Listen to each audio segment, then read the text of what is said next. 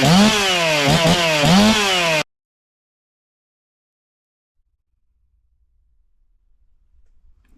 guys, how's everybody doing? I hope you're well. I don't know if you could read that or not. Maybe if I would have done this, maybe. I don't know. GoPro probably wondering what in the hell I'm doing by now, but I've got a ring in the cylinder, and you know, we're back on our Echo. If you're new to the channel, just watch the video before this one. You'll know what the hell I'm running my mouth about. I've got the ring in the cylinder and I've pushed it up to where I'm going to start the grinding process. Alright, no need putting bolts in it when you're just sitting poured hot. So I'm going to get my light down here that fell in front of the GoPro the other night. Oh, I was so mad and aggravated when I got in the house. The video content really wasn't bad, but I'm sure some of you other guys have had stuff happen, but guys, this is what we're using. There's Chicago Electric Flex Shaft. I've got a polish and slotted mandrel on the Fordham. This cutter, it's a Dremel product. It's the tile cutter bit.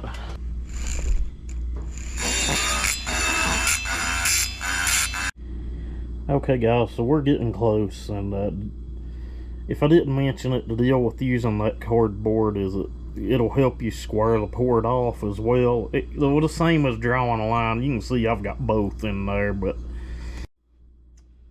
okay guys, I don't know how well you can see it, but we're just barely starting to brush the top of that piece of paper, and that's where I'm going to quit with the aggressive cutter.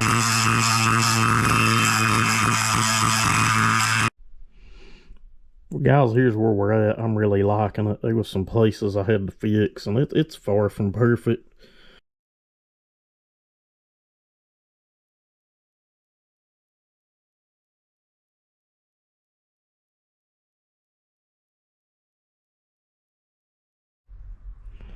Well guys, I don't know if you can tell, but holy shit. I'd mentioned it yesterday that the secondaries opened later. I may have even said earlier in the video. I don't know, but they were staggered, but damn, I didn't realize it was that much.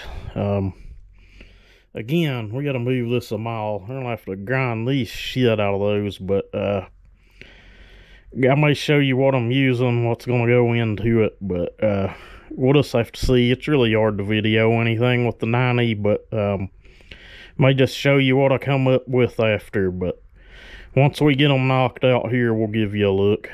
Guys, this is the 90 that I use. CC Specialties. That little thing's about 600 bucks to buy it new, but I fit it down into some pretty dang tiny cylinders. Just to give you an idea, it fits down in this one pretty daggone easy. Yeah, I thought I'd share that with you. And I use diamond abrasives to do the uppers. It takes a lot longer. You got more control over the tool.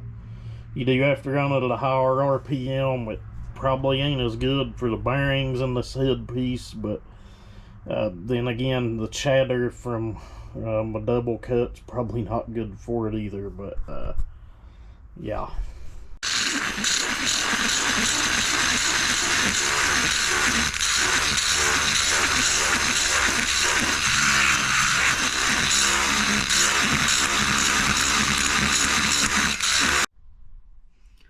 Where's where we're at on that side. They moved a good mile again.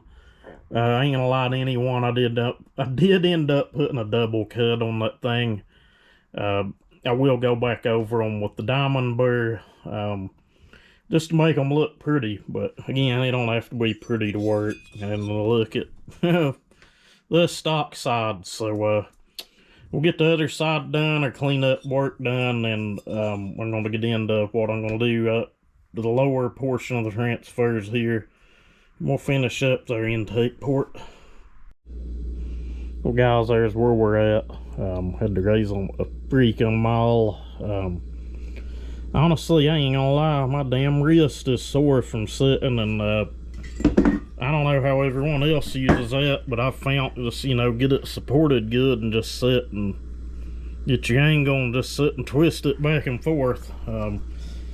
It's not used anything like you can think if you decide to purchase one or make one or something, but what I'm going to do next is I'm going to knock these down and do what little bit I'm going to do to the lowers, and I'll bring you back and show you more then. Alright guys, there's where we're at. If you're like, well, you didn't do much with them, mainly I lowered the bridge and just broke the edge, you know, on the lowers, I guess. I did go in and lay a texture down the floor of them, but as far as pulling a lot of material, you can kind of see if you look at the before, we didn't do that. But next thing I'm going to do, I'm going to blend this little lip in the floor of the intake and then kind of break the edge around it. This cylinder will be ready to deburr, which really ain't no burrs in it, but chamfer.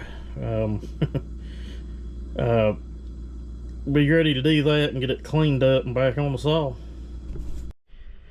Well guys, port work's done. Nothing special on the intake. I did blend the plating in all around the port. It should have changed the timing a little bit. It's about 15 thousandths. It should put it right close to that 78 I said it may end up at.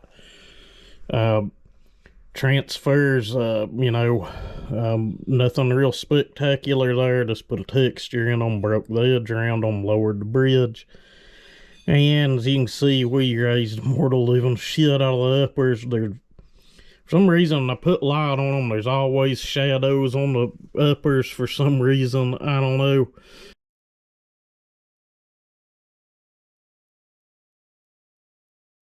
Alright guys, time to wrap this one up. Cylinders on,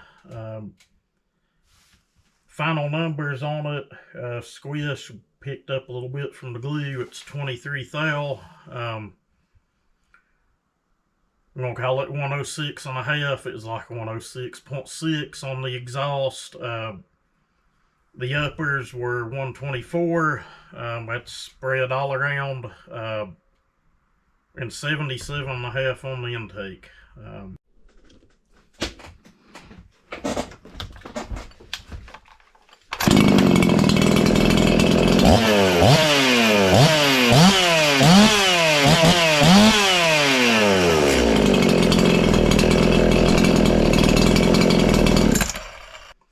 Anyway, you guys be safe and everybody have a great day.